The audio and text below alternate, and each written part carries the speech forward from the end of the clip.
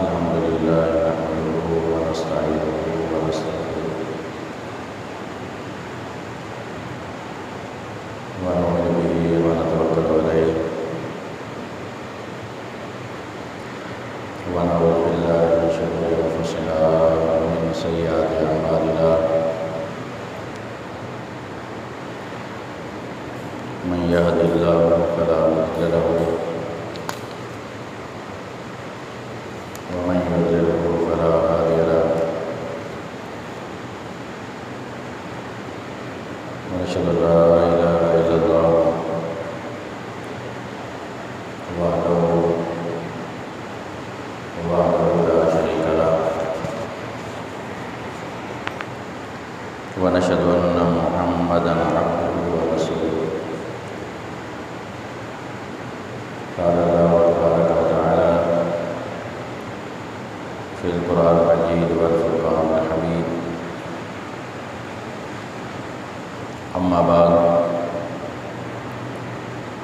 فأعوذ بالله من الشيطان الرجيم بسم الله الرحمن الرحيم إن الله وملائكته يصلون على النبي يا أيها الذين آمنوا صلوا عليه وسلموا تسليما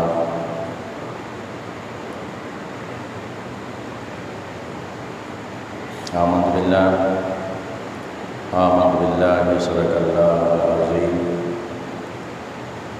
وصدق رسول النبي الكريم الأمين ونحن على ذلك لمن الشاهدين والشاكرين والحمد لله رب العالمين بلغ الهدى بكماله كشف الدجى بجماله حسنت جميع خصاله صلوا عليه وآله وأصحابه أجمعين مولاي صل وسلم دائما أبدا على حبيبك خير الخلق كلهم هو الحبيب الذي ترجى شفاعته لكل حول من الأهوال متعبين يا رب بالمصطفى بلغ مقاصدنا واغفر لنا ما مضى يا واسع الكرم مولاي صل وسلم دائما ابدا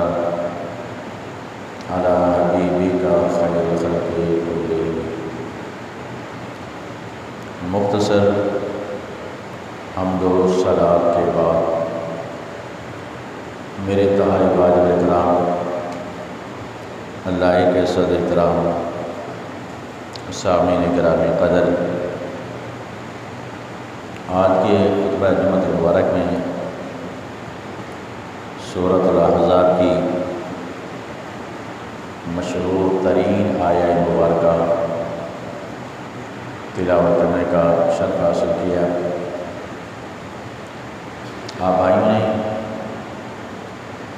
بزرگوں، دوستوں، نوجوانوں نے سماعت کی سعادت حاصل کی. دعا ہے اللہ رب العزت مختصر وقت میں حق گوئی کی توفیق رفیع عطا فرمائے.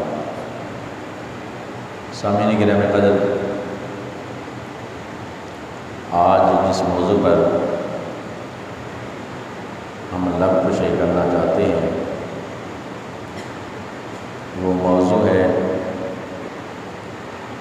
درود و سلام کی فضیلت و اہمیت. حضور نبی اکرم نور مجسم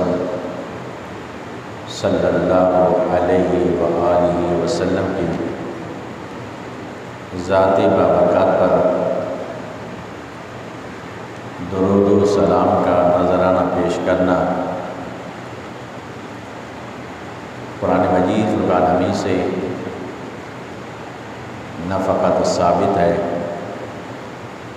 بلکہ اللہ رب العزت نے تاکیداً حکم ارشاد فرمایا کہ میرے حبیب علیہ الصلوۃ والسلام پر درود بھی پڑھو اور سلام بھی کثرت کے ساتھ بھیجو۔ لیکن اللہ رب العزت نے قرآن مجید فرقان حمید کے اندر جتنے بھی احکام کو نازل فرمایا یا جتنے بھی اوامر اللہ رب العزت کے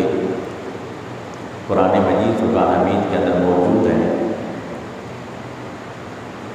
ان اوامر میں سے یہ ایک ایسا امر ہے کہ جتنی تاکید اور اہتمام کے ساتھ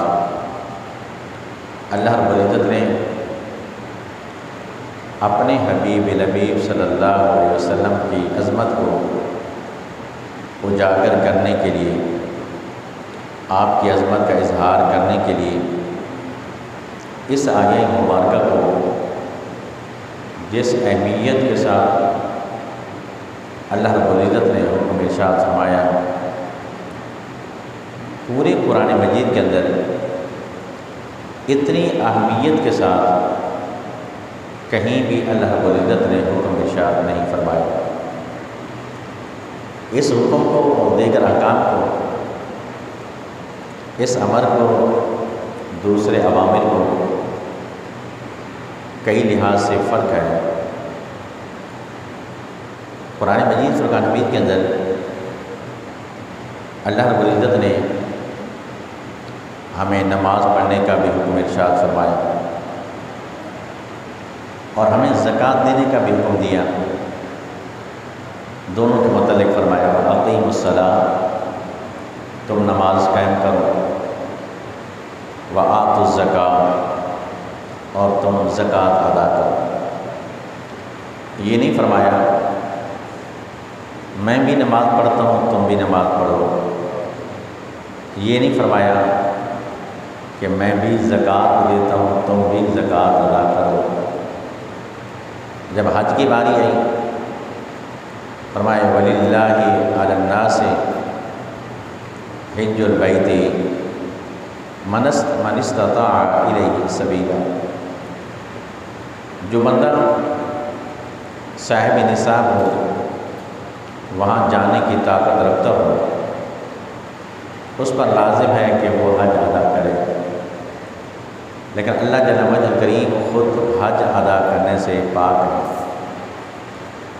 اس لیے کہ یہ جتنے بھی اوامر ہیں یہ عبادت ہیں، کیونکہ اللہ رب العزت معبود حقیقی ہے، معبود برحق ہے، وہ خود عبادت کرنے سے پاک ہے۔ ہمیں حکم دیتا ہے کہ تم نماز بھی پڑھو، زکوٰۃ بھی ادا کرو، حج بھی ادا کرو، لیکن جب حضور نبی اکرم نور مجسم صلی اللہ علیہ وآلہ وسلم کی ذات بابرکات پر درود پاک کا معاملہ آیا تو اللہ رب العزت نے دیگر احکام کی طرح یہ نہیں فرمایا کہ تم بھی میرے حبیب علیہ الصلوۃ والسلام کی ذات پر درود پڑھو، بلکہ سب سے پہلے اللہ رب العزت نے ارشاد فرمایا ان اللہ وملائکتہ یصلون علی النبی، بے شک اللہ اور اس کے سارے ملائکہ نبی علیہ الصلوۃ والسلام کی ذات پر درود پاک بھیجتے ہیں۔ اللہ رب العزت نے پہلے اس بات کی اطلاع دی، پہلے اس بات کی خبر دی کہ اللہ بھی اپنے حبیب پر درود بھیجتا ہے، مراد رحمت کو نازل فرماتا ہے، فرشتے بھی میرے حبیب علیہ الصلوۃ والسلام کی ذات پر درود بھیجتے ہیں۔ اس خبر دینے کے بعد، اس اطلاع کے بعد اب اللہ رب العزت نے ارشاد فرمایا یا ایھا الذین آمنوا، اے لوگو ایمان والو،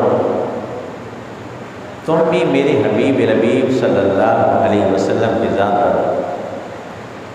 کثرت کے ساتھ درود و سلام کو بھیجو۔ تو میں نے بتایا جتنے بھی عوامر ہیں اللہ رب العزت کسی امر کے اندر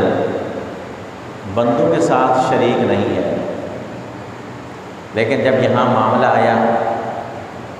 اپنے حبیب لبیب صلی اللہ علیہ وسلم پر درود و سلام بھیجنے کا، تو وہاں پہلے اپنے متعلق ارشاد فرمایا کہ میں رب ہو کر اپنے حبیب علیہ السلام پر ہمہ وقت اپنی رحمت کو نازل فرماتا ہوں، اور میرے فرشتے بھی سارے کے سارے میرے حبیب لبیب صلی اللہ علیہ وسلم پر درود السلام بھیج رہے ہیں۔ اے لوگوں ایمان والو، تم بھی میرے حبیب علیہ السلام پر کثرت کے ساتھ درود السلام کو بھیجو۔ اور اس امر کو دوسرے امر سے ایک اور زاویے سے بھی فرق ہے، اور وہ فرق یہ ہے دیگر اوامر کے اندر اللہ رب العزت نے احکام کو مقید رکھا ہے، اور اس امر کو اللہ رب العزت نے ہر قسم کی قید کو ہٹا کر مطلق رکھا ہے۔ اور اصول فقہ کا یہ قاعدہ ہے المطلق یجری علی اطلاقہ، کہ مطلق اپنے اطلاق پر جاری ہوتا ہے، والمقید بتقییدہ، اور مقید اپنی تقیید پر جاری ہے۔ بقیہ احکام ان کے اندر قیودات ہیں۔ اب اس کی مثال یہ دیکھیں، اللہ تعالیٰ نے ہمیں نماز پڑھنے کا حکم دیا۔ نماز کی ایک قید ہے، ایک قید نہیں کئی قیودات ہیں۔ مثال کے طور پر ہم ادا نماز کی بات کر رہے ہیں، دن کے اندر 5 مرتبہ نماز پڑھنا فرض ہے۔ اس کے بعد اگر کوئی 6ٹھی مرتبہ نماز ادا کرنا چاہے، وہ فرائض کے اندر شامل نہیں ہے، نوافل ہو سکتے ہیں، تہجد بھی پڑھ سکتا ہے، کوئی قضا اس کے ذمے میں ہے، کفارے کے ہیں تو وہ بھی ادا کر سکتا ہے، لیکن نمازیں 5 ہی پڑھ سکتا ہے۔ اور ان 5 نمازوں کے لیے وقت کی بھی قید ہے، اور وقت کی قید کیا ہے؟ فجر کی کلمات کو ایک مخصوص وقت کے اندر پڑھا جاتا ہے، صبح صادق سے بعد سورج طلوع ہونے سے پہلے اس وقت کے اندر آپ فجر کی نماز ادا کر سکتے ہیں۔ اسی وقت کے اندر آپ ہم میں سے کوئی یہ چاہے کہ میں ساتھ ہی ساتھ ظہر کی نماز بھی ادا کروں تو ظہر کی نماز ادا نہیں کر سکتا، اور ظہر کا ایک مخصوص وقت ہے، اس مخصوص وقت کے اندر فقط ظہر کی نماز ہی ادا کر سکتا ہے۔ اب وہ چاہے کہ میں فجر کی نماز بھی ادا کروں، اگر رہ گئی تو بطریق القضاء تو ادا کر سکتا ہے، بطور ادا وہ ادا نہیں کر سکتا۔ اور ظہر کے وقت کے اندر وہ چاہتا ہے کہ میں عصر کی نماز بھی ادا کروں، تو عصر کی نماز بھی ظہر کے وقت کے اندر ادا نہیں کر سکتا، اس لیے کہ اس کے لیے بھی کوئی نہ کوئی ایک قید ہے۔ اور اسی طریقے سے مطلق اپنے اطلاق پر جاری ہوتا ہے، مقید اپنی تقیید پر جاری ہوگا۔ ایک تو وقت کی قید ہے، وقت سے پہلے بھی ادا نہیں کر سکتے، وقت کے بعد بھی ادا نہیں کر سکتے۔ اور پھر اس کے ساتھ ساتھ نماز کے علاوہ ہم روزے کی طرف آ جائیں، اللہ تعالیٰ نے وہ بھی ہمیں حکم دیا، یا ایھا الذین آمنوا کتب علیکم الصیام کما کتب علی الذین من قبلکم لعلکم تتقون۔ اے لوگوں ایمان والو، تمہارے اوپر روزے فرض کیے گئے جس طرح کہ تم سے پہلے لوگوں پر فرض کیے گئے تھے، لیکن روزے کی بھی ایک قید ہے، ہر روز نہیں بلکہ 12 مہینے میں سے فقط ایک مہینہ ماہ رمضان کا مخصوص ہے، اس کے اندر آپ فرضی روزے رکھ سکتے ہیں۔ اس کے علاوہ کسی مہینے کے اندر آپ فرضی روزے نہیں رکھ سکتے، قضا رکھ سکتے ہیں، نوافل کے رکھ سکتے ہیں، کوئی نظر کے معنی ہے تو نظر کے رکھ سکتے ہیں، وہ نظر معین ہو، مخصوص ہو یا غیر مخصوص ہے، کوئی بھی نظر مطلق ہے یا مقید ہے اس کو روزے رکھ سکتے ہیں۔ لیکن رمضان کے روزے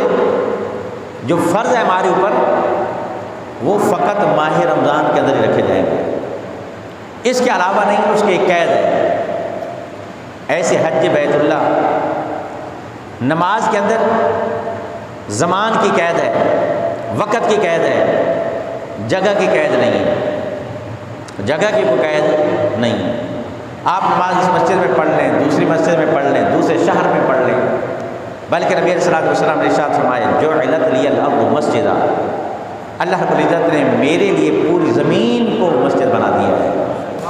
کسی بھی پاک جگہ پر آپ نماز پڑھنا چاہیں تو نماز پڑھ سکتے ہیں۔ تو نماز کا معنی یہ ہے جعلت لی الارض مسجدا، کتاب فقط زمان کی قید ہے، مکان کی قید نہیں ہے، وقت کے اندر اندر ادا کرنی ہے، جگہ کی قید نہیں ہے، آپ جہاں بھی چاہیں نماز ادا کر سکتے ہیں۔ رمضان کے روزوں کے لیے بھی وقت کی قید ہے، لیکن جگہ کی قید نہیں ہے کہ آپ یہاں رہ کر رمضان کے روزے رکھیں، دوسرے شہر میں دوسرے ملک میں نہیں رکھ سکتے، یہ بات نہیں ہے۔ آپ جہاں بھی ہوں، نہ زمان کی قید ہے نہ مکان کی قید ہے۔ نماز کے اندر زمان کی قید ہے، روزے میں بھی زمان کی قید ہے، مکان کی کوئی قید نہیں ہے۔ لیکن جب زکوٰۃ کی باری ہے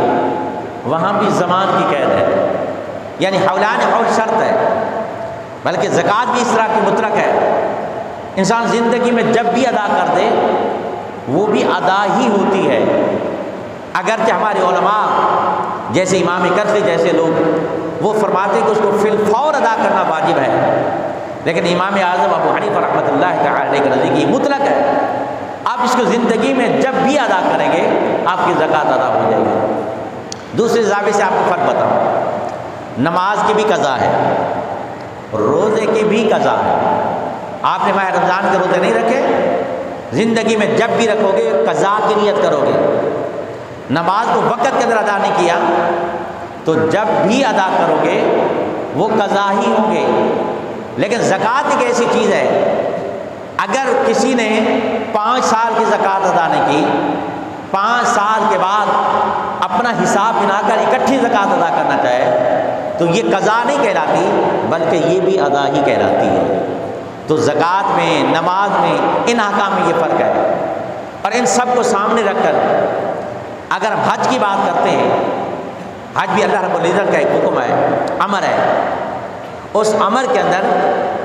زمان کی بھی قید ہے، مکان کی بھی قید ہے، یعنی وقت کا بھی تعین ہے، وقت کے اعتبار سے بھی قید ہے اور جگہ کے اعتبار سے بھی قید ہے۔ جس طرح میں نے بتایا نماز آپ کہیں بھی ادا کر لیں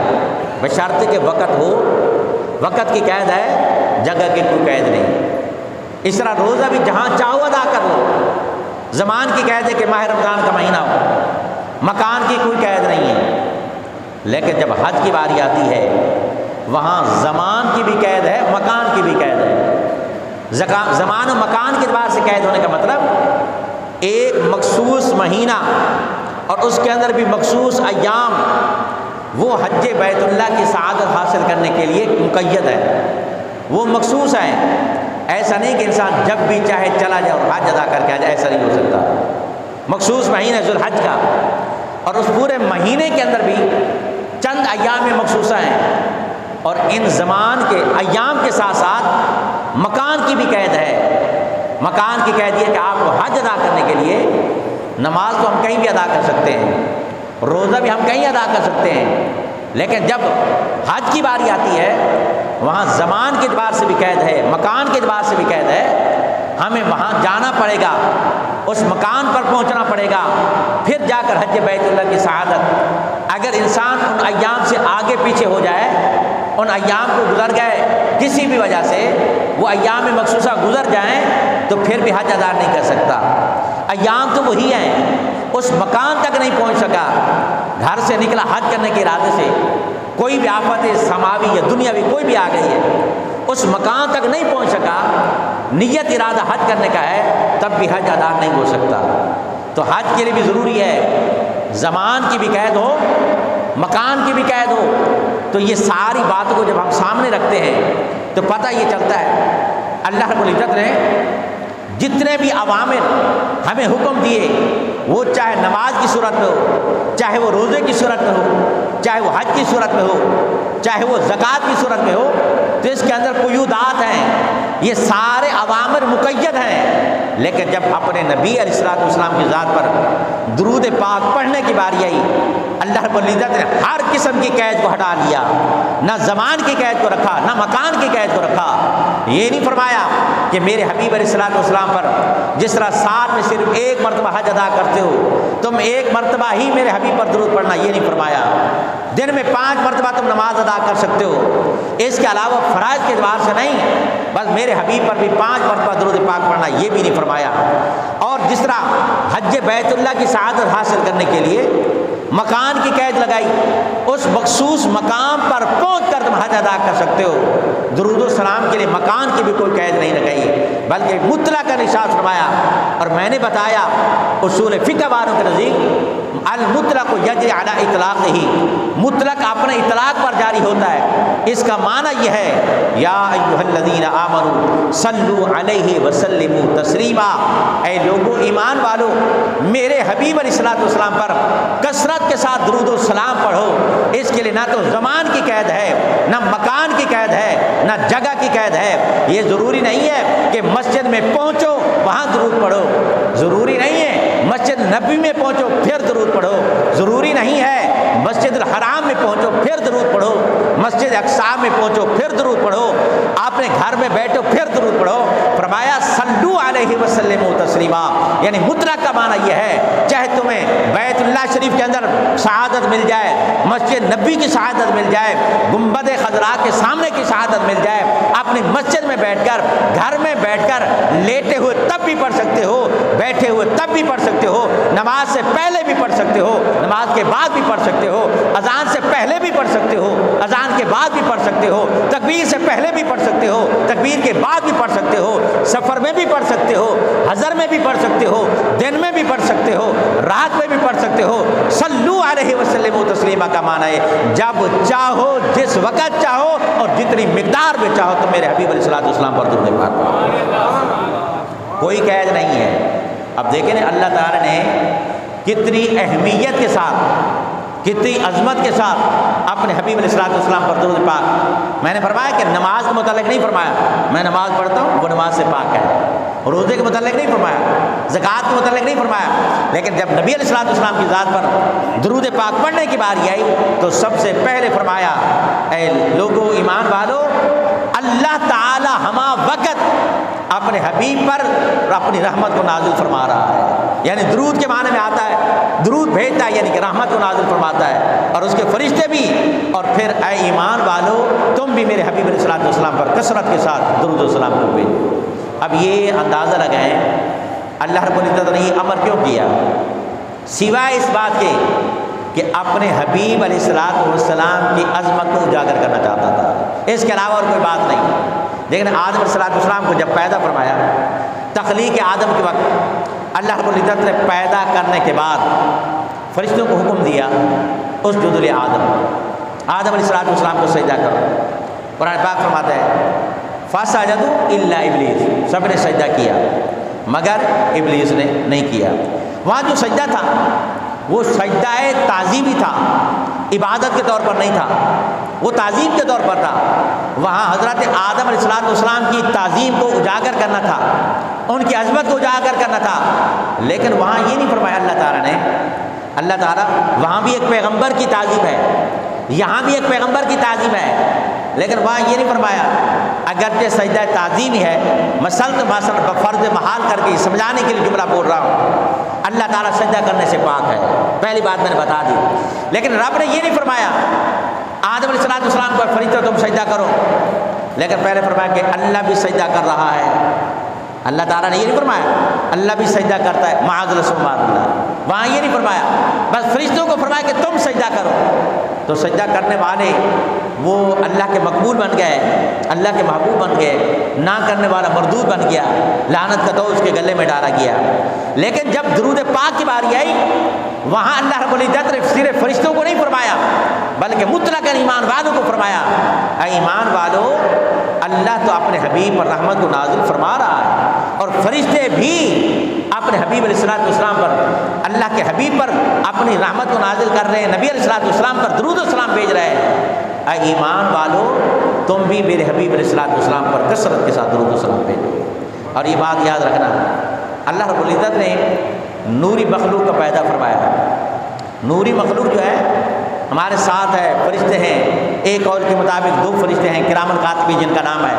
ایک ہمارے دائیں کاندھے پر دوسرا بائیں کاندھے پر، ایک نیکیاں لکھ رہے ہیں، ایک برائیاں لکھ رہے ہیں، ایک ہماری بدی لکھ رہے ہیں، ایک نیکیاں لکھ رہے ہیں، یہ ہمارے ساتھ موجود ہے۔ اور ہم اگر نماز پڑھتے ہیں فرشتہ لکھ لیتا ہے، روزہ رکھتے ہیں فرشتہ لکھ لیتا ہے، کوئی بھی نیکی کا عمل کرتے ہیں فرشتہ لکھ لیتا ہے، حتیٰ کہ درود السلام پڑھتے ہیں تو فرشتہ اس کو بھی لکھ لیتا ہے، فرشتہ اس کو لکھ رہا ہے۔ لیکن اس کے علاوہ کرامن کاتبین کے علاوہ اللہ رب العزت نے ایک جماعت ہے، یہ حدیث سے بات قابل توجہ ہے، حضور علیہ الصلوۃ والسلام کی ذات پر درود پاک پڑھنے کی اہمیت کے حوالے سے ایک فرشتوں کی جماعت ہے، نوری مخلوق ہے، اللہ رب العزت نے ان کو آسمانوں سے نازل فرمایا، اللہ رب العزت نے زمین کے اندر بھیجا، سیاحین کے اندر شامل ہے، تم جاؤ زمین کے اندر سیر و سیاحت کرو، زمین کے اندر جاؤ۔ اے باری تعالیٰ ہمارے حکم کیا ہے، ہم نے کام کیا کرنا ہے؟ رب ذوالجلال نے فرمایا تمہارا کام یہ ہے، بعض کو میں نے کرامن کاتبین بنا کر، ایک وہ جو فقط نیکیاں لکھ رہے ہیں، ایک وہ ہیں جو بدیاں لکھ رہے ہیں، ہر معاملات کے لیے میں نے الگ الگ فرشتوں کو بھیجا ہے، ہواؤں کے لیے الگ کو بھیجا ہے، بادلوں کے لیے الگ بھیجا ہے، ہر مدبرات امر ہیں، ہر فرشتے اپنا کام کر رہے ہیں، تمہاری ایک مخصوص جماعت، تم جاؤ اور وہاں جا کر تمہاری ڈیوٹی یہ ہے روئے زمین کے اندر چکر لگاؤ، اور جو زمین کے اندر میرے حبیب علیہ الصلوۃ والسلام کا کوئی امتی، میرا پیارا بندہ میرے حبیب علیہ الصلوۃ والسلام پر جب محبت کے ساتھ درود و سلام کو پڑھے تم فوراً اس کو لے کر میرے حبیب علیہ الصلوۃ والسلام کی بارگاہ میں پیش کر دیا۔ ایک درود و سلام پڑھے فرشتے، روایت میں نے پڑھا اللہ تعالیٰ نے ان کو سونے کا قلم دیا، سونے کا قلم ہے، ہاں جی، اور جو ان کے پاس دوات ہے نا لکھنے کے لیے وہ چاندی کی بنائی گئی ہے، چاندی کی جماعت ہے، اور نورانیت کا رجسٹر ہے، نور سے بھرا ایک رجسٹر ہے۔ اب فرشتوں کی ڈیوٹی یہ ہے، اے میرے فرشتوں تمہاری مخصوص جماعت، مخصوص طبقہ، تمہارا صرف کام یہ ہے کہ تم نے یہ کرنا ہے کہ میرا جو بھی بندہ میرے حبیب علیہ الصلوۃ والسلام پر درود و سلام کو پڑھے اس کو فوراً لکھا کرو۔ اب رب جو ہے نا کیسی حکمت والا ہے، کرامن کاتبین کی ڈیوٹی لگائی، اب ہم کوئی بھی نیکی کریں یا بندی کریں یہ فرشتے دیکھ کر اللہ کو پتہ نہیں ہے، اللہ کو پتہ نہیں ہے، ہم کوئی بھی کام ہوتا ہے نا اپنی ڈیوٹی کے لیے کوئی بندے کو متعین کریں یہ کام کی یہ رپورٹ مجھے شام کو دینی ہے، ہم محتاج ہیں، متعدد جگہوں پہ ہم کام نہیں کر سکتے، جہاں بیٹھے وہاں کی دیکھ بھال باقی جگہ پر نہیں ہے، ایک آدمی 4 جگہوں پر کام کرتا ہے تو ہر جگہ پر کوئی بندہ متعین کرتا ہے، شام سے جا کر رپورٹ لیتا ہے، اور یہ بندے کی ثواب دید پر ہے، وہ چاہے اچھی رپورٹ دے بری دے، خائن بن جائے خیانت کرے وہ بندے کے اوپر ہوتا ہے، کچھ لوگ خائن ہوتے ہیں کچھ صحیح ہوتے ہیں، لیکن بندہ بیک وقت ساری جگہوں کو نہیں دیکھ سکتا۔ ہمارا رب تو اس عذر سے پاک ہے، اللہ تعالیٰ اس عذر سے پاک ہے، فرشتوں کی ڈیوٹی لگانا اس کی حکمت کا تقاضا ہے، ورنہ یہ نہیں ہے کہ فرشتے بتائیں گے تو رب کو پتہ چلے گا، فرشتے نہیں بتائیں گے تو رب کو پتہ نہیں چلے گا، معاذ ثم معاذ اللہ، سمجھانے کے لیے جملہ بول رہا ہوں، اس کا مطلب یہ نہیں ہے، اللہ جان رہا ہے، اتنا کرامن کاتبین کو علم نہیں ہے جتنا رب جانتا ہے، فرشتے کم جانتے میرا رب جانتا ہے، لیکن اس کے باوجود اس کی حکمت کا تقاضا ہے کہ ہر جگہ پر اس نے فرشتوں کی ڈیوٹی لگائی ہے، نماز کے نیکیاں الگ رکھ رہے ہیں، روزے کے نیکیاں الگ ہیں، زکوٰۃ کی نیکیاں الگ ہیں، صدقات و خیرات کی نیکیاں الگ ہیں، درود و سلام کی نیکیاں الگ ہیں، لیکن میں نے کہیں نہیں پڑھا نہ میں نے کہیں سنا علماء سے جو نماز کی نیکی لکھ رہا ہو اللہ نے ان فرشتوں کو سونے کا قلم دیا ہو، میں نے نہیں پڑھا، کہیں آپ نے سنا بھی نہیں ہوگا، کہیں نہیں سنا ہوگا، نماز پڑھنے کے لیے اللہ رب العزت فرشتوں کو سونے کا قلم دے، چاندی کی دوات دے، نور سے بھرا رجسٹر دے کہ جو نماز پڑھ رہے ہیں اور جو زکوٰۃ ادا کر رہے ہیں، جو حج ادا کر رہے ہیں، ان کے معاملات کو لکھو۔ یہ کہیں نہیں فرمایا، لیکن قربان جائیے جب اپنے حبیب الحبیب صلی اللہ علیہ وسلم پر کثرت کے ساتھ درود و سلام پڑھنے کی باری آئی تو رب ذوالجلال نے ارشاد فرمایا، اے فرشتو سونے کی دوات، سونے کا قلم لے جاؤ، چاندی کی دوات، نور سے بھرا رجسٹر، اور میری مخلوق میں سے جو بندہ بھی میرے حبیب علیہ السلام پر درود و سلام پڑھے اس کو رجسٹر پر لکھو، ایک کاپی میرے حبیب علیہ السلام کے پاس جمع کراؤ اور ایک کاپی میرے پاس جمع کرواؤ۔ اے اللہ تو جانتا ہے، تو علیم بذات الصدور ہے، خبیر بما تعملون ہے، تجھے کیا ضرورت ہے؟ فرمایا نبی علیہ السلام کی عظمت کا اظہار کرانے کے لیے، نبی علیہ السلام کی عظمت کا اظہار کرانے کے لیے اللہ رب العزت نے فرشتوں کو ڈیوٹی لگائی ہے۔ اب ایک بات اور قابل توجہ ہے، ہم یہاں بیٹھے بیٹھے درود و سلام پڑھتے ہیں جی، آپ میرے ساتھ پڑھیں صلی اللہ علیہ نبی الامی والی صلی اللہ علیہ وسلم۔ جو درود جس کو یاد ہے وہ ایک مرتبہ پڑھتے ہیں، صلو علی الحبیب صلی اللہ علیہ وسلم، نبی علیہ السلام کی ذات پر درود پاک پڑھا۔ اچھا آپ یہ دیکھیں فرشتوں کی جو ڈیوٹی ہے، اللہ تعالیٰ نے ڈیوٹی بھی ایسی لگائی ہے، فرمایا ایک بندہ جب ایک مرتبہ درود پڑھے اس کو فوراً لے جاؤ میرے حبیب علیہ السلام کے پاس جمع کرو۔ یا اللہ ایک بندہ 100 مرتبہ درود پڑھ رہا ہے، 1000 مرتبہ پڑھ رہا ہے، اب اس کا کیا مطلب ہوگا؟ وہ فرشتہ بیٹھا رہے بھی 1000 مرتبہ ہم درود پاک پڑھ لیں پھر اکٹھے لے کر چلا جائے؟ فرمایا نہیں ایسا نہیں، بلکہ کیا کرنا ہے، ایک درود پڑھے اس کو پہنچاؤ، دوسرے درود پڑھنے سے پہلے واپس آ جاؤ، میرا بندہ جب دوسرا درود پڑھے پھر لے کر میرے حبیب علیہ السلام 1000 درود پاک پڑھ رہے ہیں، 2000 پڑھ رہے ہیں، 5000 پڑھ رہے ہیں، تو یہ نوری مخلوق کیسی خدمت پر معمور ہے، کتنی خدمت پر معمور ہے۔ آپ نے ایک درود پاک پڑھا، فرشتوں کے لیے کوئی وقت بعید تو نہیں ہے نا، یہ ایسا تو نہیں کہ ان کا جانا آنا معذاللہ کوئی دیر لگے گی، کوئی ویزا لگانا پڑے گا، ٹکٹ لگانا پڑے گا، کوئی مسائل ہوں گے، کوئی پر ایسا تو نہیں ہے۔ اللہ کے نوری مخلوق ہے، اللہ کے نوری مخلوق کے لیے کوئی وقت نہیں ہے، کوئی ایسے زمان مکان کی کوئی قید نہیں ہے، بس ایک درود پاک آپ نے پڑھا، ہم نے ایک درود پاک پڑھا، اللہ کے نوری مخلوق کے اس کو لیا، فوراً نبی علیہ السلام کی بارگاہ کے اندر حاضر کر دیا۔ ایک درود پاک نبی علیہ السلام کی بارگاہ میں پہنچا، پھر آپ نے دوسرا پڑھا۔ اب دیکھیں آپ اگر ایک مرتبہ بیٹھ کر 1000 مرتبہ درود پاک پڑھ رہے ہیں تو ہزاروں مرتبہ فرشتہ آپ کی حاضری نبی علیہ السلام کی بارگاہ کے اندر لگا۔ اب آپ چاہیں 1000 مرتبہ پڑھیں، آپ چاہیں 2000 مرتبہ پڑھیں، آپ چاہیں 5000 مرتبہ پڑھیں، جتنی مرتبہ آپ کثرت کے ساتھ درود پاک پڑھتے رہیں گے، فرشتہ ہر مرتبہ اس درود پاک کو لے کر نبی علیہ السلام کی بارگاہ کے اندر پہنچ کر آئے گا۔ درود و سلام فرائض احکام کے بعد جو فضائل کے اندر آتا ہے، سب سے بڑی فضیلت وہ نبی علیہ السلام کی ذات پر درود پاک پڑھنا ہے۔ ہر قسم کی پریشانی دور ہو جاتی ہے، ہر قسم کی آزمائش دور ہو جاتی ہے، تنگی رزق ہے، دنیا کی کوئی بھی پریشانی ہے، کثرت کے ساتھ بیٹھ کر درود پاک پڑھے۔ ہم نے پڑھا ایک کتاب ہے دلائل الخیرات، دلائل الخیرات جو ہے ایک کتاب ہے، آپ کی نظر سے گزری ہوگی، اور ان کے جو مصنف ہیں محمد بن سلیمان الجزولی رحمۃ اللہ تعالی، انہوں نے کتاب لکھی، اس کتاب کے اندر مختلف سیغوں کے ساتھ، سیغے الگ ہیں، الفاظ الگ ہیں، مختلف سیغوں کے ساتھ الگ الگ درود پاک لکھا، یہ درود پاک، یہ درود پاک، یہ درود پاک، کثرت کے ساتھ درود پاک لکھے۔ جیسے درود تاج ہے، مختلف الفاظوں میں، کہ چھوٹے درود ہوتے ہیں، کہ بڑے ہوتے ہیں، بہت سارے درود پاک ہیں۔ تو انہوں نے پوری کتاب کے اندر ایک درود پاک لکھا۔ کسی نے پوچھا کہ یہ بتاؤ تم نے ایک کتاب لکھی، کتاب کے اندر لوگ مختلف موضوع لکھتے ہیں، مختلف باتیں لکھتے ہیں، اور آپ نے جو کتاب لکھی دلائل الخیرات، اس کے اندر سارا درود پاک ہی ہے، درود پاک ہی ہے، درود پاک پہ پڑھتی ہے، آخر آپ کو کون سی ایسی بات لگی؟ محمد بن سلیمان الجزولی رحمۃ اللہ تعالی نے ایک پیارا جواب ارشاد فرمایا یار بات یہ ہے، میرے ساتھ ایک واقعہ پیش آیا، اور اس واقعے کی بنیاد پر میں نے ایک کتاب لکھی، ارادہ کیا میں ایک کتاب ایسی لکھوں گا کہ جس کے اندر درود پاک ہو۔ وہ واقعہ کیا تھا؟ آپ فرماتے ہیں بہت بڑے ولی کامل ہے، مصر کے بتاج بادشاہ ہیں، ولایت کے شہنشاہ ہیں، محمد بن سلیمان الجزوری، آپ فرماتے ہیں کہ میں جنگل کے اندر جا رہا تھا، جنگل میں ایک کنواں تھا. یہ بات فضیلت درود پاک کے اندر آتی ہے، توجہ کریں. یہ آپ اپنی کتاب لکھنے کی وجہ بیان فرما رہے ہیں کہ میں نے کتاب کو اس موضوع پر کیوں لکھا، اس فن پر کیوں لکھا، اور موضوعات بے شمار تھے. میں نماز کے اوپر لکھ دیتا، روزے کے اوپر لکھ دیتا، اور بھی بہت سارے مسائل اور احکام تھے. میں نے فقط اور فقط اپنی پاک کتاب کو درود پاک کے ساتھ کیوں لکھا؟ اس کی وجہ کیا ہے؟ سارے درود پاک کیوں لکھے؟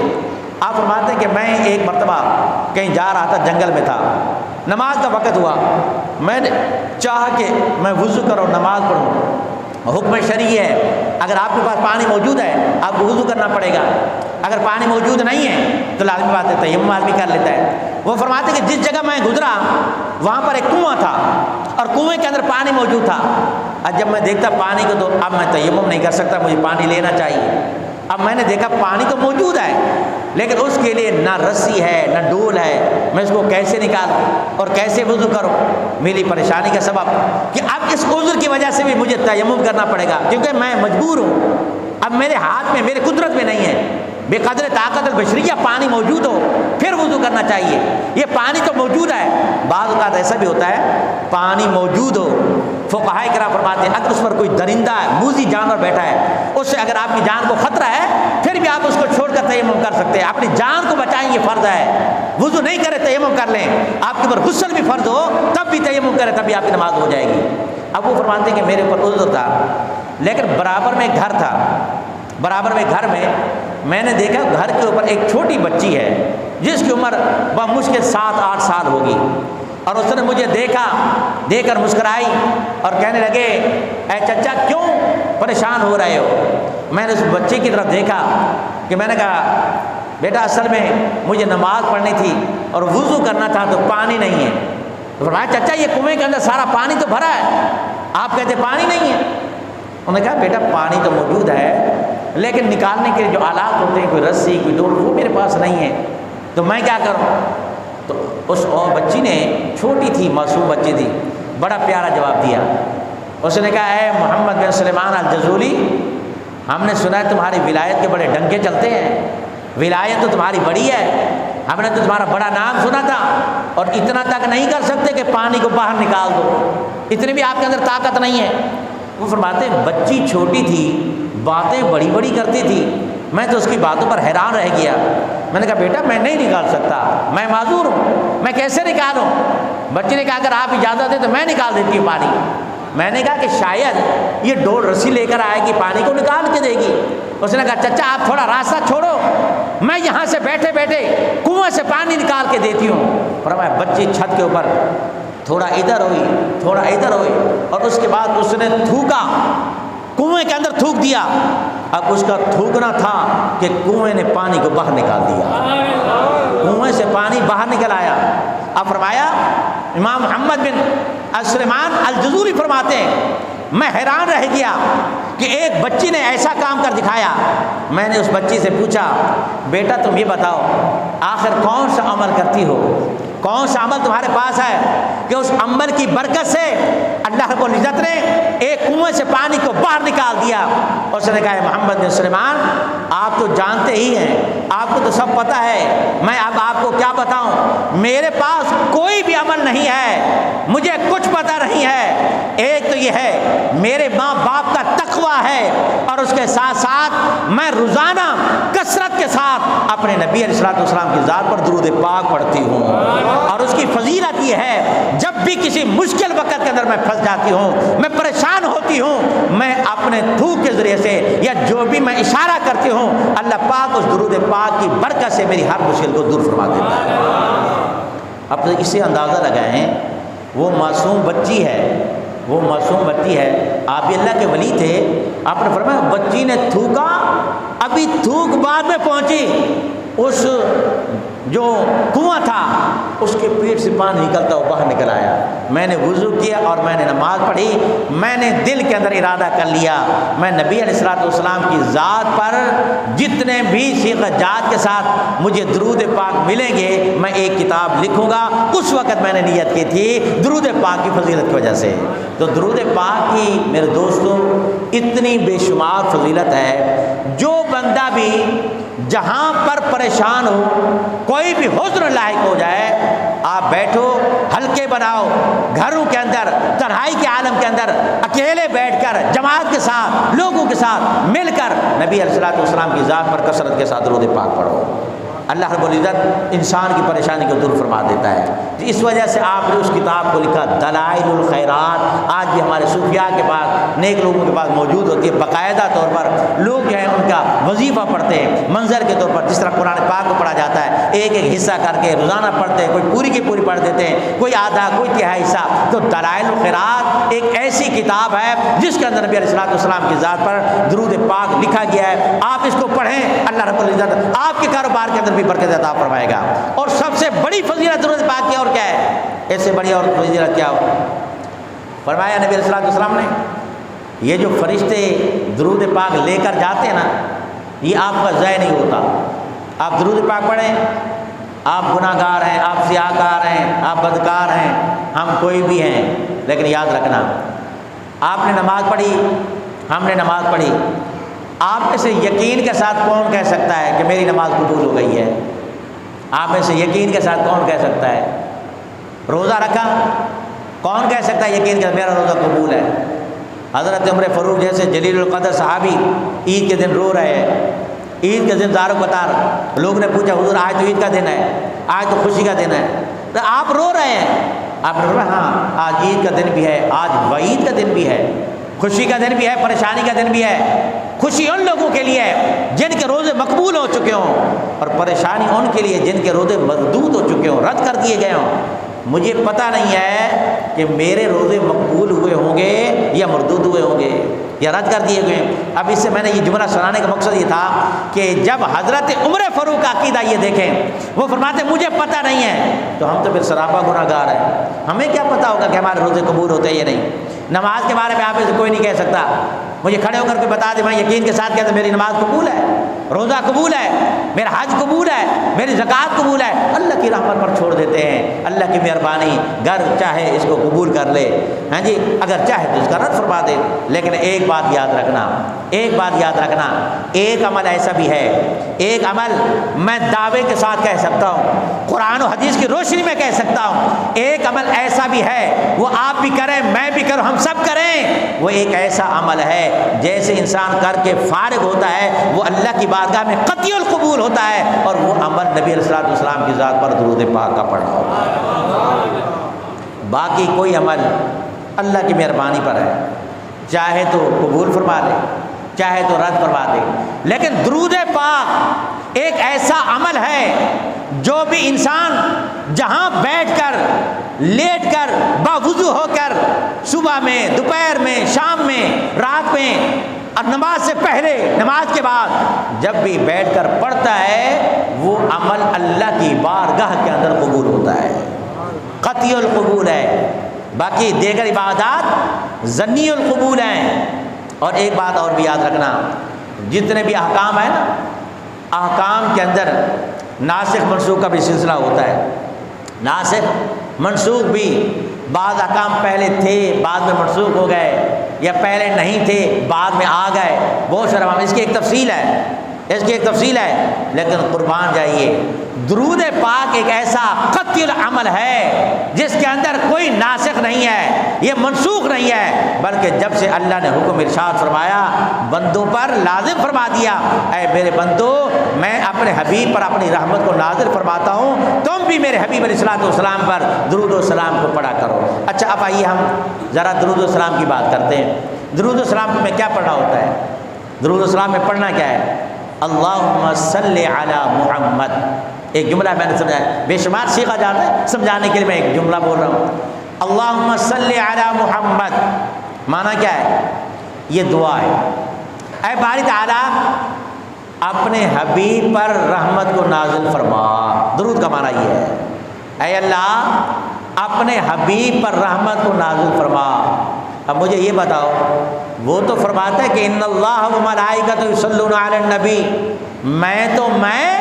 میرے فرشتے بھی ہر وقت درود بھیج رہے ہیں، میں تو ہر وقت اپنی رحمت کو نازل فرما رہا ہوں، تمہارے کہنے سے تھوڑی۔ اے اللہ، اس کی ایک آپ کو میں سمجھانے کے لیے مثال دیتا ہوں، ہمارے گھر میں کبھی کوئی فقیر آئے نا، تو فقیر کیا کرتا ہے، ہمارے بچوں کو دعا دیتا ہے، ہمارے بچوں کو دعا دے، اللہ آپ کے بچے کو صحت عطا کرے،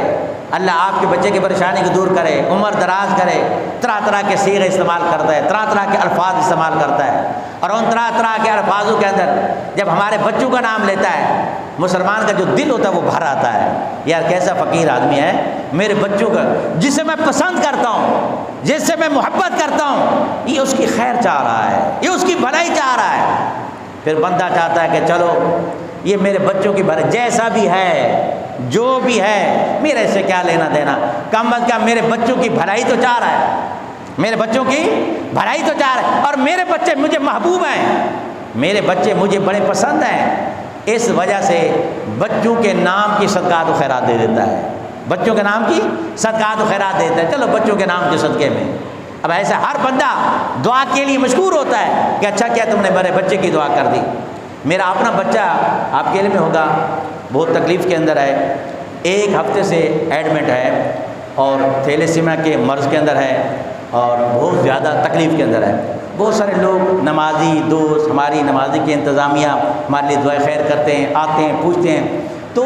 اب اور تو کچھ نہیں ہوتا، وہ دعائیں خیر ہی کر سکتے ہیں، نفع و نقصان کا مالک میرا رب ہے، نہ کوئی کسی کو نفع دے سکتا ہے نہ نقصان دے سکتا ہے۔ دعا کرنے سے دل خوش ہو جاتا ہے۔ ایک بندہ آیا، اس نے فوراً، ہماری مسجد کے صدر صاحب ہیں، میں ہسپتال میں بچے کو داخل کرانے کے بعد میں پہنچا تو ہمارے حاج صاحب پہلے پہنچے ہوئے تھے، دعا دے دی، دل اتنا بڑا خوش ہو گیا، دل باغ ہو گیا۔ مطلب یہ کہ اگر نہ آتے تو تب بھی میرا بچہ وقت پر صحیح ہوگا، چلے آئے تو تب بھی وقت پر صحیح ہوگا۔ کہنے کا مقصد یہ ہے، بچہ ایک ایسی چیز ہوتا ہے، اس کی محبت میں انسان سے دوسرے سے محبت کرتا ہے، جو بھی دعا کرتا ہے انسان کو اس سے محبت ہوتی ہے۔ آپ تو دعا کر دینا، اللہ اس کو صحت کاملہ عاجلہ عطا فرمائے۔ آج جمعے کے بعد اس کو 1 دن کے لیے ہم لے کر آئیں گے، پھر 1 مہینے کے لیے دوبارہ اس کو ایڈمٹ کرانا ہے۔ ڈاکٹروں نے 1 مہینے کا کہا، 1 مہینہ علاج میں رہے گا، اور بہت سارے نمازوں نے اس کے لیے بلڈ بھی دیا، تعاون بھی کیا، میں تمام کو شکریہ بھی ادا کرتا ہوں۔ لیکن بات کو آگے بڑھاتے ہوئے مقصد اپنے مدعا کی طرف جاتا ہوں۔ بچے کی محبت ہے، وہاں اللہ رب العزت بچوں سے پاک ہے، میرا رب اولاد سے پاک ہے۔ یہ نہیں کہ اللہ تعالیٰ کو ہم اس کی اولاد کا واسطے اللہ معذر ثم معذر، تیری اولاد کی خیر ہو، تیرے بچوں کے، ایسا نہیں ہے۔ اللہ رب العزت کا ایک محبوب ہے، وہ محبوب رب العالمین ہے، تو ساری کائنات کا محبوب ہے۔ جب بندہ دعا کرتا ہے نا، یعنی درود پڑھتا ہے، وہ بھی دعا کرنا ہے، اے باری تعالیٰ اپنے حبیب پر رحمت کو نازل فرما، اے اللہ اپنے حبیب پر رحمت کو نازل فرما۔ میرا رب فرماتا ہے، اے میرے بندو میں تو اس پر پہلے رحمت نازل فرما رہا ہوں، میں تو پہلے، لیکن تم نے یہ مجھ سے کہا، تمہارے کہنے پر میں اتنا خوش ہو گیا۔ ایک مرتبہ تم نے یہ کہا اللہم صلی علی محمد، تم نے ایک مرتبہ یہ سفارش کی ہے، ایک دعا کی ہے، میں نے ایک مرتبہ درود پاک پڑھنے سے تمہارے 10 گناہوں کو معاف کر دیا ہے، 10 درجات کو بلند کر دیا ہے، اور تمہارے نامہ اعمال کے اندر ہم نے 10 نیکیوں کو لکھ دیا ہے۔ اب درود پاک ایک مرتبہ، درود پاک ایک مرتبہ، چلو نیکی بھی ایک مل جاتی، نیکی بھی ایک مرتبہ، فرمایا نہیں، ایک مرتبہ درود پاک پڑھو گے، اللہ اپنے حبیب علیہ السلام پر رحمت کو پہلے سے نازل فرما رہا ہے، تمہارے کہنے سے نہیں ہے، نہ تمہارے کہنے کا وہ محتاج ہے، اس نے پہلے یہ فرمایا ان اللہ و ملائکتہ یصلون علی النبی، بے شک اللہ اور اس کے ملائکہ درود پاک بھیج رہے ہیں، رحمت کو نازل فرمایا، اے لوگو ایمان والو تم بھی میرے حبیب علیہ السلام پر رحمت اپنا درود السلام بھیجو۔ اب درود بھیجو کیسے؟ یعنی تم مجھے کہو، پھر کہا تم مجھے کہو اللہم صلی علی محمد، براہ راست ایسی چیز نہیں ہے کہ ہم نبی علیہ السلام کی طرف بھیجیں۔ درود کا معنی یہ ہے، پھر اللہ کی بارگاہ میں دعا کرو، اے اللہ اپنے محبوب پر رحمت کو نازل فرما۔ میرا رب فرماتا ہے میرے بندو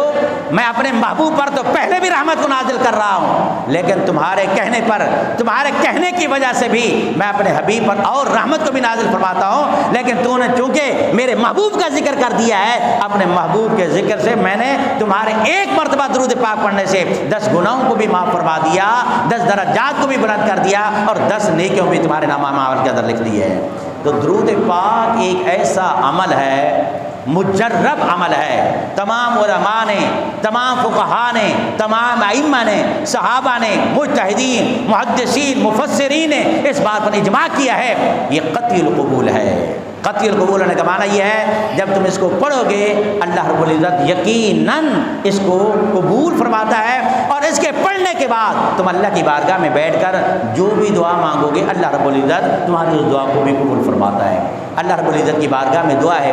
رب لم یزل ولا یزال، ہمیں کثرت کے ساتھ نبی صلی اللہ علیہ وسلم کی ذات پر درود پاک پڑھنے کی توفیق رفیق عطا فرمائے۔ آمین آمین، وآخر دعوانا الحمدللہ رب العالمین۔